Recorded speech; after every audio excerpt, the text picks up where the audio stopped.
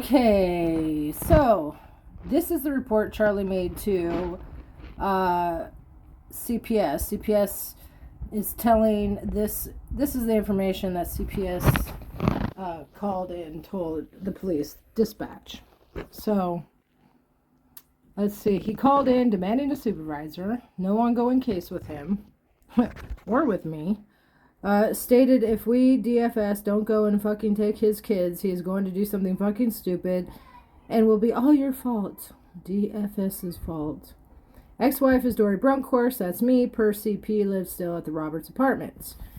Before Roberts here, I lived out at San Cooley. We had a house out there, and that's when I hijacked his social media, which he talks about in a few seconds here. Says he is trying to call now while I'm on the phone. Okay, so when she was on the phone with dispatch, he was calling in again, and she answered while on the phone with dispatch. Charles was saying she's destroying everything he put in place. Same says she is playing DFS. Said she hijacked his social media. Said he's about to do something crazy. This is what I picture. This was the day before what would have been our 8th wedding anniversary. And boy, somebody didn't want a divorce. It was Charles. Even though he didn't want to be married either, because he was cheating all the time. And he was drinking and using kratom and God knows what else with his history. Possibly pills, but doctors were catching on to him and his pill problem because he uses his disability, his disease of ulcerative colitis, as a way to get sympathy and pills. And so up in Missoula, they already knew that about him, and doctors wouldn't really see him as a patient anymore because he wasn't doing what he needed to do. And his drinking is why he has such a bad stomach. And he thinks doing Entyvio and all those treatments are going to counterbalance his ability to drink, because he loves to drink. He won't ever quit drinking because he actually likes it. He likes to be a ridiculous drunk. He loves it. He loves that it makes him go to jail. He loves that it makes him stay on probation. I mean, he's been on probation for 10 years. I'm pretty sure that's what I ended up counting. And he only had 2.5 years. So he really loves probation. It's funny because he'll try to blame everybody else for his drinking. He tried to blame me because I created stress in his life. That's what he would say.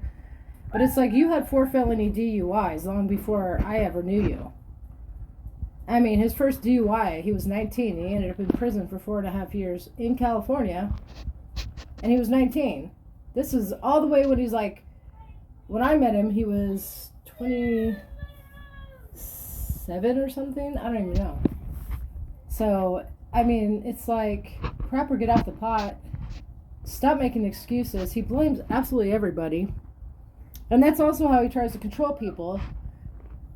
Because that's what he'll say. Oh, if it wasn't because of you and how you are, that's probably what he's saying to the new supply. His new future ex. And then he goes on to say that he is states away. He is saying that she has severe mental health issues and she is destroying his life.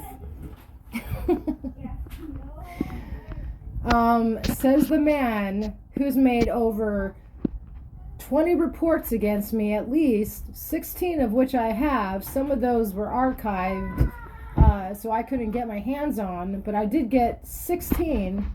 And every time I would try to leave him, he would call CPS. That was just something he did all the time. So he wants to sit there and say that I am, what did he say in here? That I'm, let's see, playing CPS or something. Yeah, it says destroying everything. Oh, yeah. She's playing DFS. Said she hijacked social. How am I playing DFS? It's not against the law to divorce an abusive drug addict who doesn't know how to grow the heck up and stop drinking and actually live a normal life. He cannot do it. It's absolutely impossible for him. All he knows is chaos. And he thinks it's funny. He thinks that his fit throwing is kind of funny and cute. Dude, maybe to the new girl, she must be deaf and blind, I don't know. But if you think getting together with her makes you look normal, again, that is not how it works. She's a preschool teacher, so the heck what? Nobody cares. Preschool teacher doesn't mean anything. It's not, all you hear is school teacher. She's willing to be with you for some reason, probably because you make her life hell, and she's, I don't even know, because honestly, how can she sit there and think that you're going to be faithful and loyal to her when you can't even be faithful and loyal to your own children? I mean, forget the marriage that never really was. That was a joke. See, social media, jeez.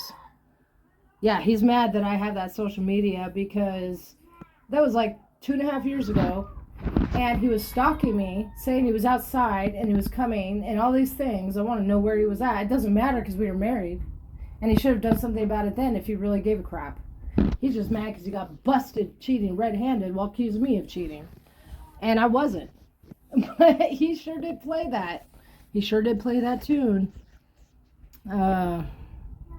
Says that he states away. He is saying that that I have severe mental health issues and destroying his life. Yeah, he's trying to destroy his children's life. He tried to destroy mine. That's what this phone call is. Him trying to destroy our lives again because he doesn't think that I should have the children if he can't have me, because that's not fair to him. It's not fair that they get to love just me. No, he should have been focusing on becoming a better person, actually doing some counseling and doing something for himself to make him whole, and not continue on the same path he's always been on all his life, refusing to go to counseling, refusing to get real help, refusing to do what he needs to do that makes a man a real man. So, whatever. And then he goes on to say he admitted to being on the run from probation.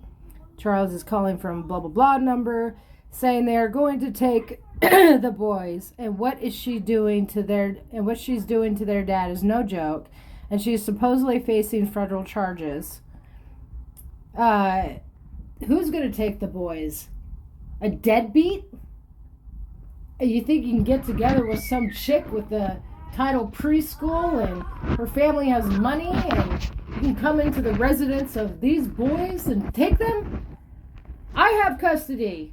You lost. Remember, you didn't even bother to show up. You didn't bother to set up your visitation. You didn't take in your paperwork. You didn't bother. You chose women and drugs and alcohol over your children. You didn't bother. And that's fine, because that's no loss to them. Federal charges, don't you wish? For what? Something you made up on your psychotic break? God knows you've been having a psychotic break for a long dang time now. Here he is saying he's refusing to tell April where he's living now. Said it doesn't matter. Per CP, sounds like he is an absconder. Yeah, he's an absconder. And has a history of meth use. That's true. And that's on record with Child Protective Services. So, and God knows where it's on record elsewhere.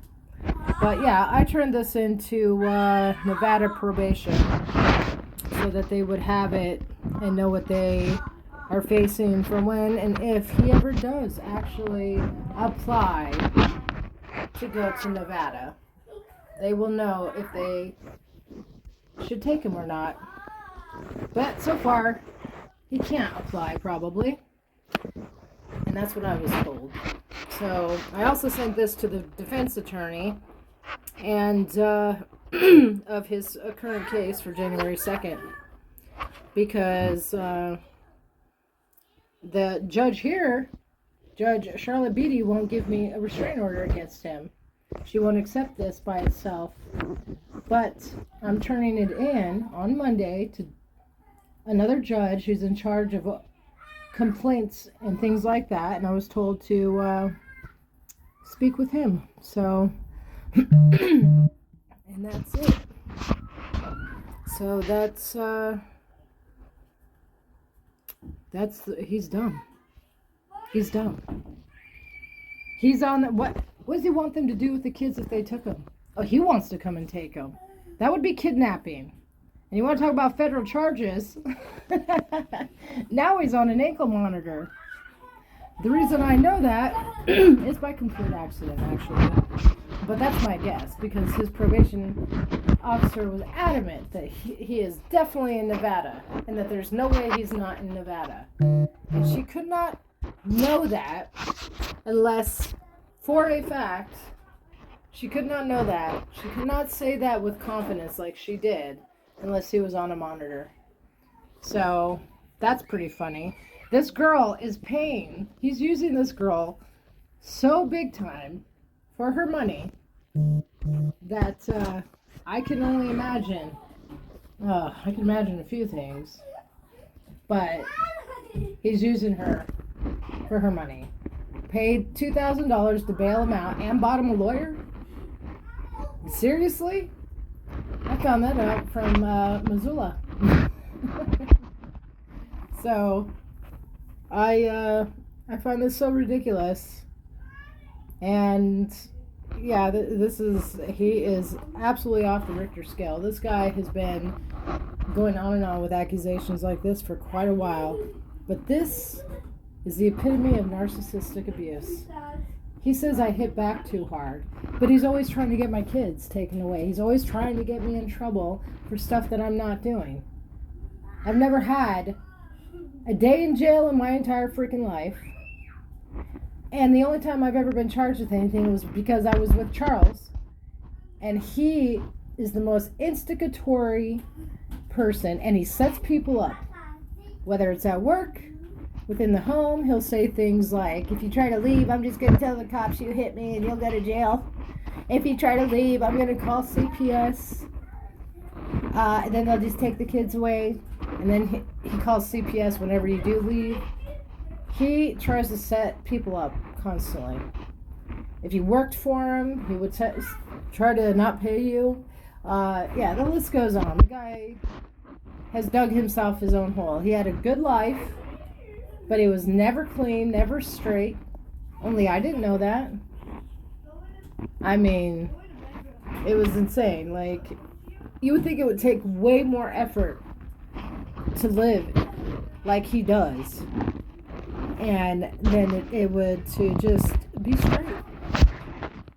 Be straight. Be honest. God help you. It doesn't make sense why you wouldn't want to see your children. It doesn't make sense why you would want them in foster care, where God knows what could happen to them. That's how little he cares about his children. That's the truth. Yeah, grow up. Nice try. Good luck.